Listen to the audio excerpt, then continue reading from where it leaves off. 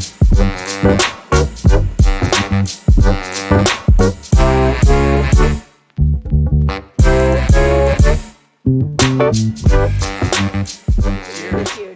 Yeah. Yeah. Hello, 5 o'clock recording. I know. Hello, listeners. If you are watching us and it's after a certain time, join us. Join us.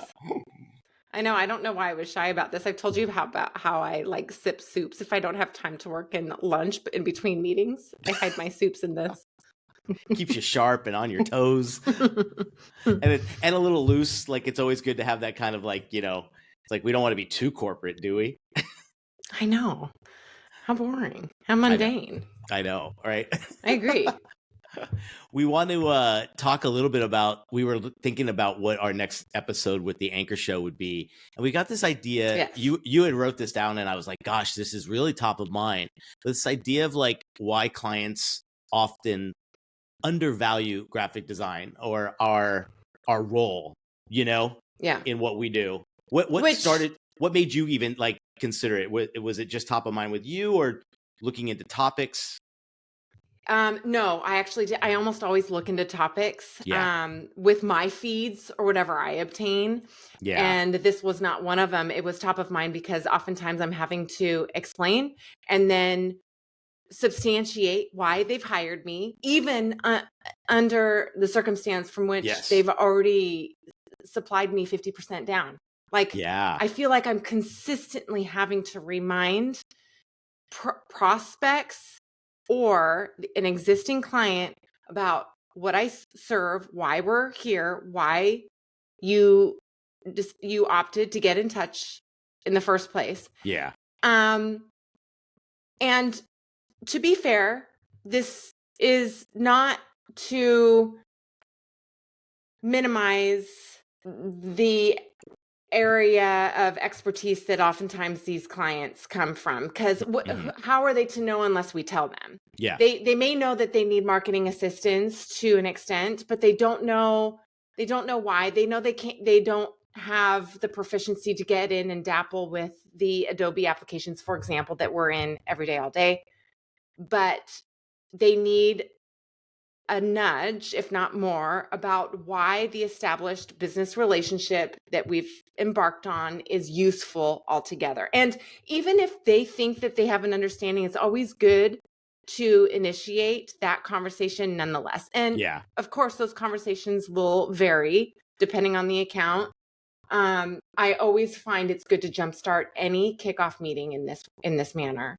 And it's not to approach it with the I'll bet you have no idea type of attitude. It's to share professionally why they will experience ROI that they haven't up until the point that we start to exercise deliverables. And I actually have partnered with a UX designer specifically that ran numbers and provided data that legitimized before and after of that relationship, which I should get my hands on again, because that might be useful as a follow-up to share now that we're running video with these episodes. Oh yeah, because and just sharing a good visual of those things as well, I think that's great. I think a lot of times designers don't have that data, or they might not have access to it. Even if the client tells you, hey, it's doing great, like how great? Like you might feel uncomfortable asking those things sometimes, right? And how many, I just had this type of engagement with a lead in a virtual meeting where the point of contact for the company says, well, once SEO practices, once I start to see our revenue increase, that will be the point where I'm going to be able to dish out a number of areas that we need assistance with. Like, they need to be proven first in order to provide retaining relationship with the vendor to recognize that that's well worth it. Yeah, the value's there. The value. I think if I've learned like when you said this, I was thinking about it the other day, thinking like, what again, like very similar to what you said. Why am I constantly having to prove or It can be a renew little that, exhausting, like honestly. renew that, like, hey, don't forget, we're here with some value and some insight, and you're hiring us to do that, Yeah. And Have you ever heard them say something like, how are we supposed to do that? Where you have to say, that's the creative challenge of this. exactly, That's why I'm here. yeah. That's not your job. Let me do my thing. Yeah. Or like you said too, I think in some of the notes, like, isn't graphic design easy? That is one If of I the hear somebody say Mhm, copy and paste one mhm. more time to Yeah, describe what we do, or push some might pixels bring and somebody's neck. get it ready. Like that's Mm-hmm. I hate that one. Yeah. I do want to Yeah. say that, like, as every job, I think you obviously gain more knowledge, more strength, more conviction to prove that up front. And I'm trying my best to lay it out so strong before signatures and before the green light. So I feel like maybe I get a little less of the pushback later.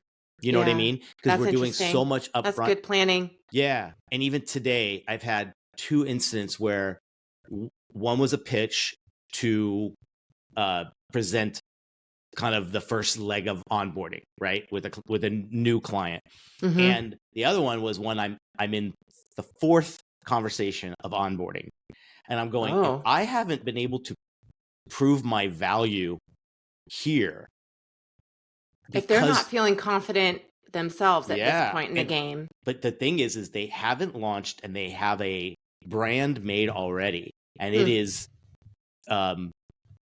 being cautious about. I don't want to like get too much into it, but let's say you were making a new donut shop and your brand looks exactly like your number one competitor, Dunkin' Donuts, and you're okay with it. Why would you want to go? Why would you follow rather than lead? And I've been trying to explain my value that we're going to give you something from scratch. You can't ride the coattails of another brand. And so my red flags were going up going, how is this going to go if we do sign on? And they're this attached to something that looks so similar to your major competition. I don't know if this is the right. So it's a good red flag to talk about this more up front before you get into the signed thing, and then you're stuck, right? And then you might have to back out, and you don't want to have to do that, right?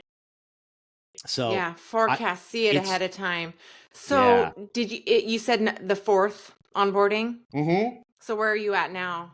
We convinced them today that you got to start from scratch. They wanted to maybe like fine tune what they currently have because they're very attached to it.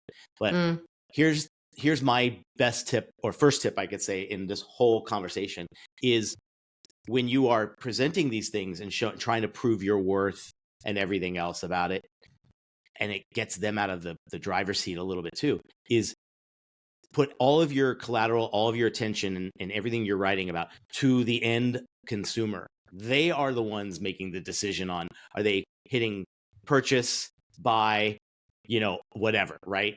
And in all jobs that we do, the consumer is going to tell you if it's doing good or not. The person who owns the company is never going to be the consumer. No. So it eliminates that personal preference. Right. If you really zero in on who is the main consumer, and let's cater to them and build. And then today I even showed them what I have as my principles, but I changed it before to commandments because I was like, this should be religion, right? This should be like commandments, right? So if we agree on all of this and then build your brand, I said to them too, like, when you are in a meeting and I'm not there and it's just your team, you have these guiding principles or commandments to make decisions down the road and not let your personal preference come in.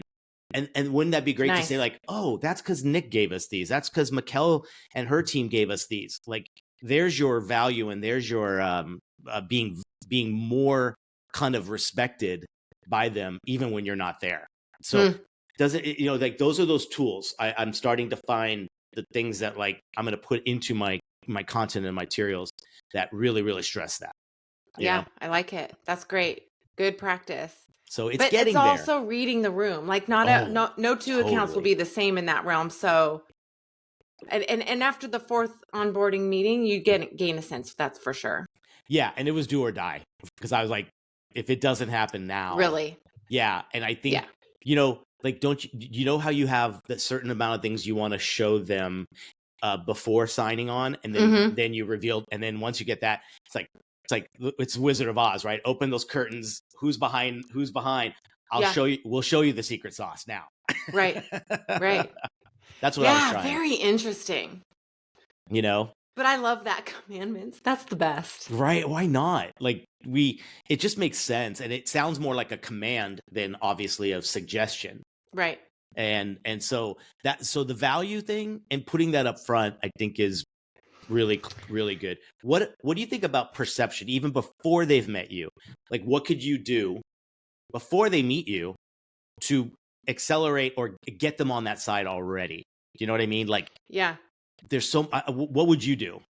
I have been in the position before where I've taken not necessarily the most challenging portfolio experience under my belt, but one that was a startup perhaps that came a long way, and I saw it from start to finish. And there is a cohesive, collective menu of deliverables that jive with one another, and I can share merch, website, collateral, all of the pieces, those showcasing that and sharing my screen and saying, this, you could be in this spot by the time we are through. Great. Is a good selling point.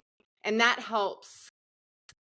Examples run so far, because then they see, even if it's not in their market space and they're not in the same industry, but they're seeing visual examples of what we serve and what we do and the practices we exercise, they start to pinpoint, oh, I know what she can do for us, therefore. Yeah. And they can start shedding some light on their own brand and on their own product. And that really has helped me along the way. Now, for somebody else in a completely different market space, if I gather he or she's a real talker and they just need to hear me talk all the same, I may decide not to showcase anything and share my screen. They just need to hear me babble. Yeah, that's true. And I need to choose my words very wisely. Oh, wow. Yeah. Today was like going from one extreme to the other. And like, sometimes I'm surprised, going like, oh, I'm on that track right now. And thank God the words coming out of my mouth are working for that. Or haven't you noticed, like, it's a different level of presentation where you're having to pivot as needed on the fly. Totally. I bet everyone listening can agree on that. And like, I didn't have any course in school that went through this stuff. And you can't teach. Trust me, you can't teach that. Yeah, that's true. You have to go through the ringer, and you've got to go through these, all these different stages of your comfort level and your how daring you'll be with stuff. Like I get to the point where I'm like, I'm being really bullish about what I say sometimes, because it's like, cut to the freaking chase. Let's go. Like, I don't. Yeah, let's not dance anymore. Yeah, and I'm like, I don't want to get in that world of a fourth onboarding call again. But you know, you maybe if I was a little more like, but you know what they're not going to tell us? They're not going to say if they're at onboarding meeting 3 or 4 with another firm, agency, or independent vendor. True. That they're trying to buy off from either. They're not sharing that. Well, I know on this one there is not. There is no other, because there's a advocate in between who is pushing for this to happen. If it wasn't for that person, the company would be just fine with the lame brand they have already. So it was like persuasion, and then it was more like, how far will I go to make sure this is inked? And and some, you know, I wanted to throw in the towel a few times, and I remember going like, don't let your advocate, did the role of the advocate get a sense for that? Oh yeah, we talk candidly. We've worked together for a long time, and so we help I help their business, they help my business in a way, like we're that connection. But what I love about it is like it's a Giver's gain. walk me off the ledge a few times, because I was like, I'm getting a lot of the signs here, and I'm like, why am I not proving my value already? But I realized it was because it was just a personal connection to what they've already created. And then you have to think, they're not in our world, they're not in our industry. Yeah. And I think that's another big point, and wonderful to have that in between, because otherwise, if there's not that trusted individual between the two parties, not to mention that it's working, that the communication is working. Because were you aware of the conversations that individual was your connection was having with the prospect, all the same on the side? Yeah, pretty much. We were all very open, and it was good conversations. It was, in some cases, it was very educational on both sides. But I think one thing we always talk about is that educate your client, get them to understand why, and give them a few examples of to back it up in a lot of ways. And so what I was trying to say was, I had a few things ready to show that were like other brands who have done great jobs in all the little things that we were trying to show value of. Yeah. So educating them to understand that this is strategy. This is science in a way. There is something here. It's psychology. It's all of these things. And don't you want to start right? Because I have about 4 or 5 catchphrases I love to say. And one of my favorite ones is, you could always do something over and over again, but you can never do it right the first time, And it's like everyone will make it 9 attempts because they'll do it half-assed. But if you do it right, you could land it on the first try. And I was trying to say with this, why aren't we doing that? So I realized maybe it was just a language barrier. Maybe it was just they haven't gone through this yet. Let me take them through how I do it, and could that show the value? And it left so positive, and they were just like, that's great. We finally understand.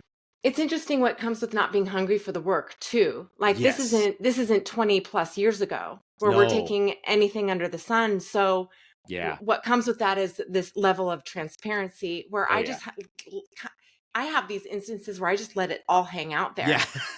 And I have this catchphrase that I use myself that is better than yesterday, because I will look at showcasing some of my work from 3+ years ago. And would I do it differently now? Hell yes. And I share that with them. Yeah, that's a good idea. And it's the setting boundaries. It's the not being taken advantage of as well. Right. Right. It's kind of like, oh yeah, it's a wonderful thing to be in that position. And I know that those years of when you're like, I'll say yes to everything, but you still could be without the even thought of like saying no. It's just, you're like, I need this one. You still can do these practices. Yeah. And get better and better each time. Yeah. Because we're salespeople. We're actually feeling what we're verbally contributing right now. But in the days that was not the case, you can still practice these verbal exercises to convey that confidence. Yeah. Oh, it works. Totally. It works far better when it's fully honest and transparent. Yeah. I'll do talking points maybe off to the side. Sure. I'll have a note file. Yeah, no, that's good. Me too. But isn't it interesting sometimes when you think of you're like, oh, I'm going to say this in that call, and then you're like 2 minutes later, you're like, what did I just think of? So you're like, now I'm just like, I will write it down, and I think those are great. I do it in like almost like shorthand, so it's I think that's best, right? And it's just keywords. So you're not reading verbatim what you've. Hey, Bob, that's always a good. Oh, totally. So. Another thing that I wanted to share about this topic just in general is that there's a way to approach these areas that they don't know without being demeaning. Like, here, like you would never come out and say, you're questioning, if not already undervaluing this area of my practice. You can share. Well, let me just share a little bit of the backstory of what a success story looks like with an organization like your own. share the nuance of being experienced, not just with their type of brand or product and that you've got experience with it already, but that I know what I can do with you in a professional manner. Yeah. Yeah. Because let's be honest, Nick, the notes that I shared with you today is they don't realize this. They don't view that. They don't understand this. They don't grasp that, which can feel demeaning, but in essence, you would never call that out. You would never call that out on everybody. You would never show up at a party and be like, listen, I'm not getting this sense that you really understand why I'm here, or you really know the benefit of us becoming friends. Like, well, let's do translation. So how would you say to them, they don't, this would be great to say right to the client, you don't understand how long it takes. What's the translation? The translation is, let me share with you what is the standard level of time or number of phases that projects like this typically take. Yes. And if you can exemplify in addition to that data and information, great. Yeah. I know. I love it. Let's just be honest. I mean, listeners, I treat Nick like a BFF when I'm sending him my notes. I just like, they don't do this, they don't do that. But I know we got to shift that talk a little bit, right? And here's a graphic of her notes right now. But you're right, because it's like shorthand. It's like, get the thought out, be raw, because let's face it. I mean, we're all talking to each other here, and we're trying to help each other and share these little stories. And you're right. Like, but that is the nucleus of that issue. If they do not know how long it takes, and you would never say it to them in that way, because of frustration or just like, oh, this has how do we close this, or how do we solve this situation? What you just said is perfect. Or a visual. I've been showing a timeline really of help the process. Oh, that's wonderful. Right? Because like that, I don't know what it is about, like, proof is in the pudding or in the print or whatever you want to call it, but like showing a visual, man, you're like, it's all of a sudden real. On that show with Chelsea recently, she was sharing how she indicates with her 6-year-old daughter. Yeah. How she explains what she does for a living, because and neither does my daughter. She's going to be 5. She doesn't grasp exactly what I do. She just comes in here and she sees these pretty colors on my iMac and is like, oh, what are you working on? I may not even get that. I may even go, oh, that looks good, Mom. And then she wants to know what's for breakfast. So Chelsea did share, she indicates that there are companies that pay her for her ideas. And I thought, wow. Mm-hmm. Why would you not share that with a prospect? Well, that proves your whole point right there, right? Like, exactly. Isn't that interesting? It defaults. Well, you're hired for just your consultancy. Like, you must know something, Mikelle. Well, exactly. But this is not their area of expertise. We have ideas in the realm of what they need for marketing support. Or retail merchandise support. I know that I'm not saying that collectively on behalf of all creatives. However, if they knew all the ideas, we'd be out of a job. True. Yeah. So why not spell that out to help them understand? Yeah. That could be right at the forefront of your website and your outreach or whatever. Is that, like, it is? I like it. I'm a problem solver. I'm a and it's funny. I get the best insight from what I put in my class, and I write these headlines for the students, and I look at it and I go, that's going on my website tomorrow. Like, honestly. Oh, that's very sweet. That's very sweet. This idea that we are problem solvers. You're solving a problem, and the problem the strategy is a big aid one to them, and then I know and storytelling. I love those two things. I've been in such heated discussions where they're saying, I couldn't do it. I know I need you because I didn't go to school to get in and prepare these creative design. But in my mind, I'm thinking halfway through what their general point is. Yeah. I'm thinking, wait, but I only get in and dapple with the Adobe applications after I've strategized and discovered how to manifest your brand altogether, how to manifest your product altogether. You're not just going to go in and wing it. Like that comprises 50%, if not less, of the job. Yes, of course. Like, but they don't see it that way. There's all these phases prior to hitting the canvas board that are not recognized. Yeah.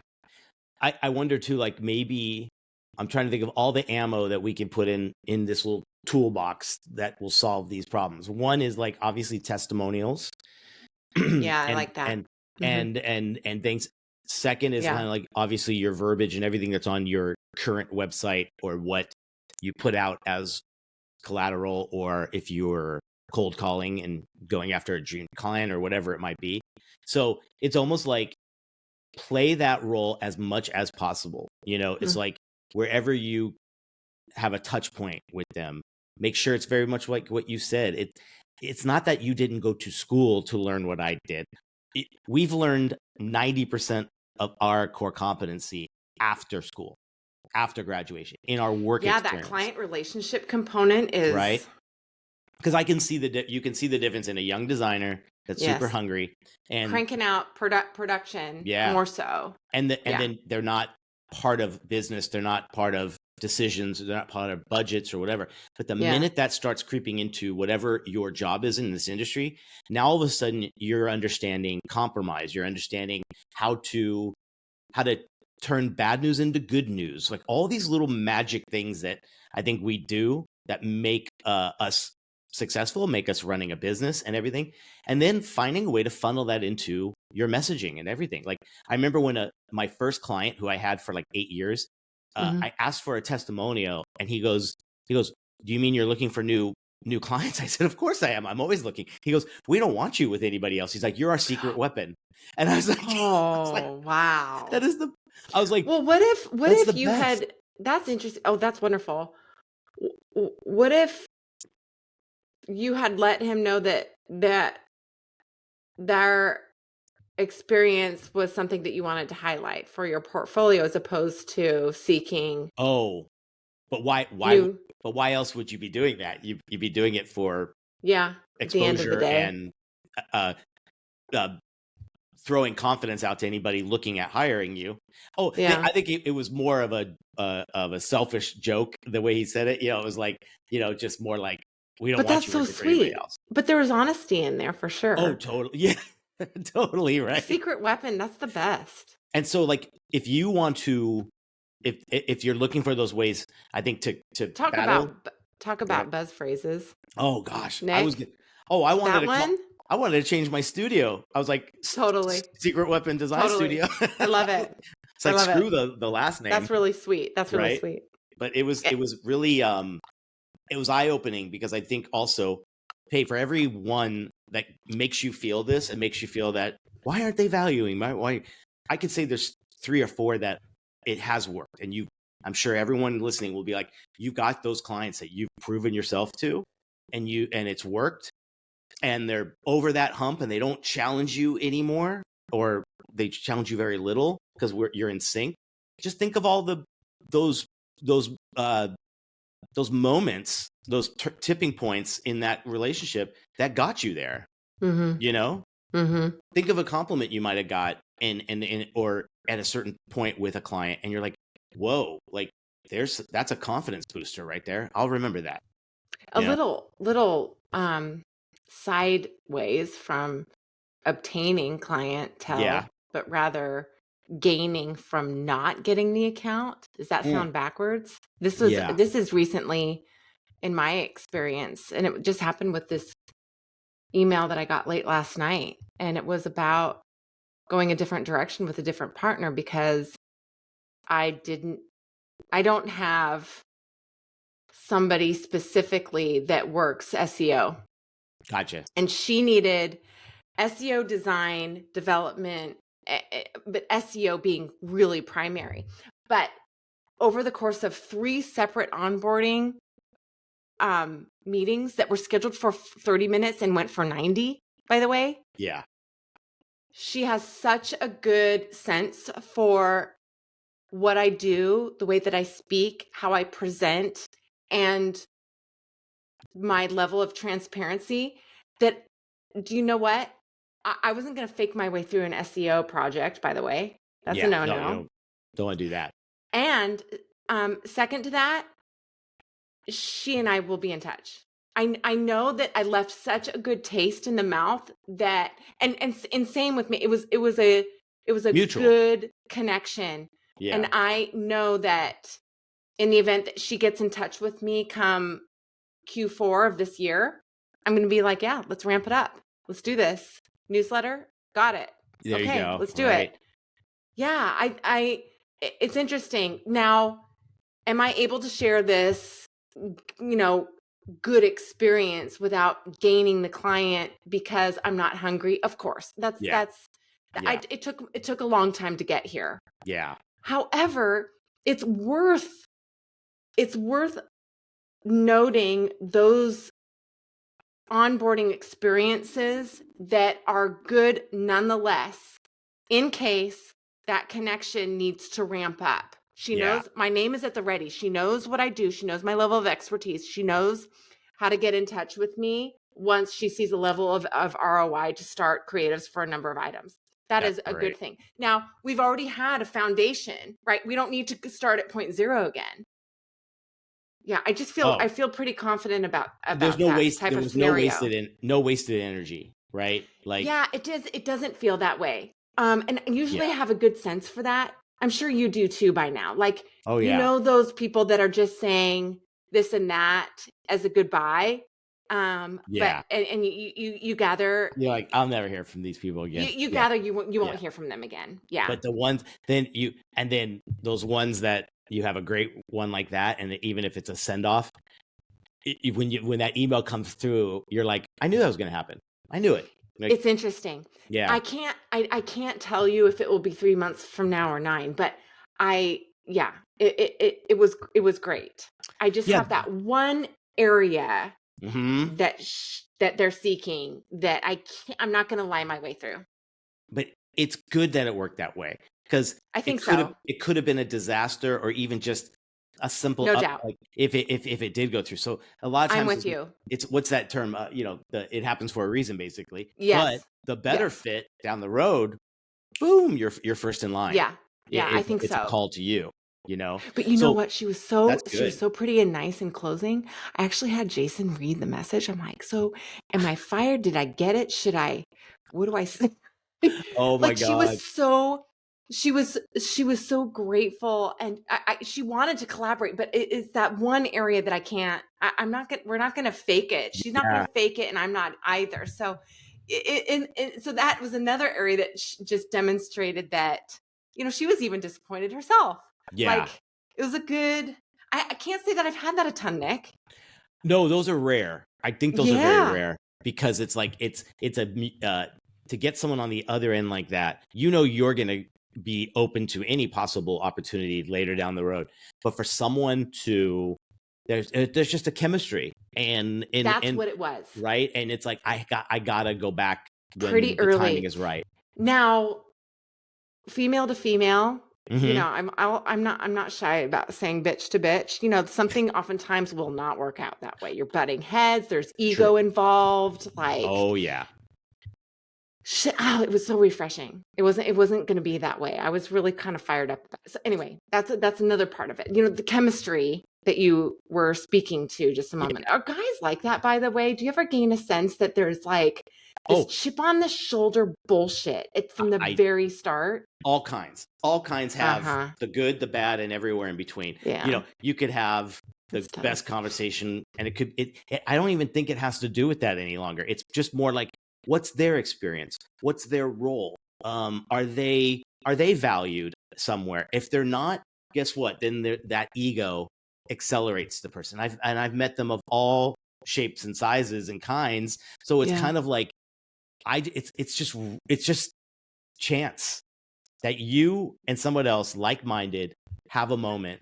And of course and I love even when it's someone that is, and it's not in the world of prospecting, and it's just someone that you might know in a circle, and you realize, God, what a shame that there's no way for us to work together. We'd be so awesome on a team. And the one chance, I know. We're in totally different things. But then I'll be like, the minute you need something that's designed where I'm like, I'm the person. Yeah, totally. Yeah. Yeah. Interesting. I think it might be interesting to delve into that a little bit deeper. I think I have gotten so many DMs from listeners. I appreciate this so much when everybody's like, can you just share some examples? I know you can't get into a great amount of detail with clientele, product type, brand name, anything like that, but it helps so much when we exemplify. So it might be interesting to run a little bit of a case study like episode where you've got a couple, I've got a couple, and we talk through these areas. Oh yeah. And there's so many we kind of do that anyway, but I mean a little bit more specific where you've got your one, then I go, then you go, then I go. Yeah, that might be interesting. And then again, what are the lessons learned with each one to highlight? Because I think those are where we each get them, and you pocket it away, whatever that lesson is, and it's there for the next time. Let's do it. Let's share them. I think it'd be a cool little kind of like, let's have it in continuation. Live brainstorm. Oh my God. I really think that would be cool to have that in rotation, because we have our long standing, but we've got these newbies coming into play too. So it's excellent to discuss those. It keeps us warm and on our toes. So that might be really, really, really neat to rotate in and out of. Oh, and there's so many now that I think have gone our years past that I'd have no problem talking about. I'll name names. That's very true. There's been enough time now that I'm just kidding. But but that's interesting. Ones, you can disclose a little bit more, perhaps. It's a little bit more comfortable without name dropping. And there's so much potential for these crazy situations. I'm sure you've probably seen it some with your clients. I'm seeing some of my clients being bought, being sold. Isn't it weird? Acquisition.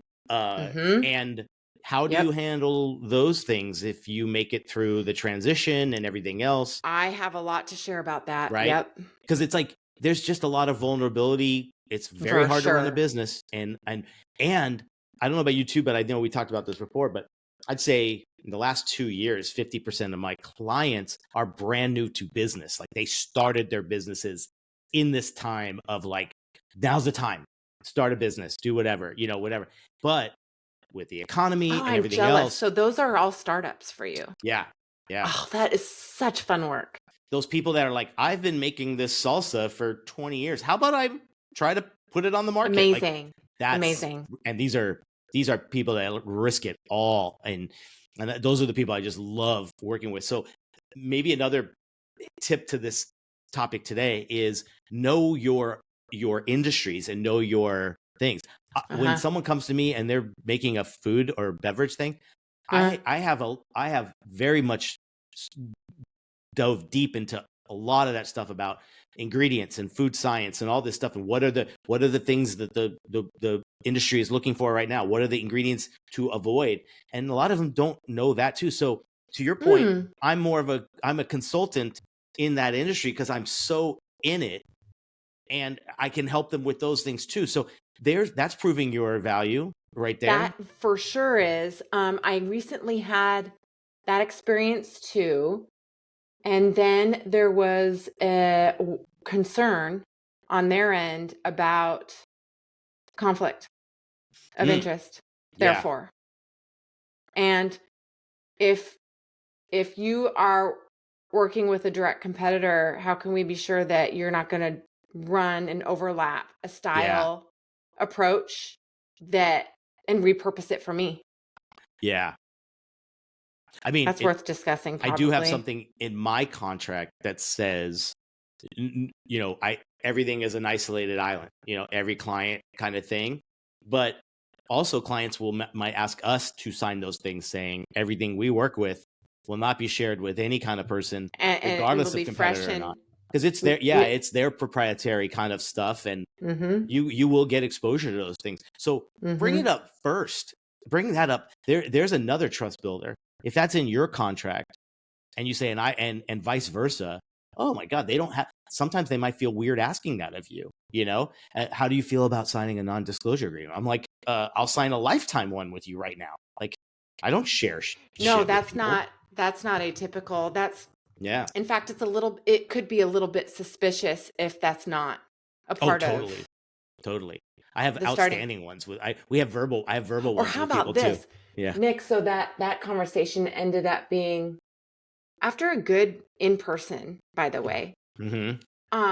I need you to be willing to rid that account that I'm worried about and come and support us only. Then it's up to you to kind of weigh the options. But I ended up saying it would have been far more beneficial if you had start this hour and a half long meeting together with that thought. I had no idea that was your inclination. And by no means am I willing to give up that loyal relationship. Wish you luck. Yeah. And I hope that tells you I would have done the same with you if the tables were turned. If some other client was telling me to get rid of you. Yeah. I'm dedicated. I am connected. Talk about a level of respect, right? Ooh. But let's be honest. Like, never say never, because like, what if they're tenfold and that new company allows you to grow and hire 2 more people? I know. I hear that. I mean? I do. So it's a case per case kind of thing there. It is. It is.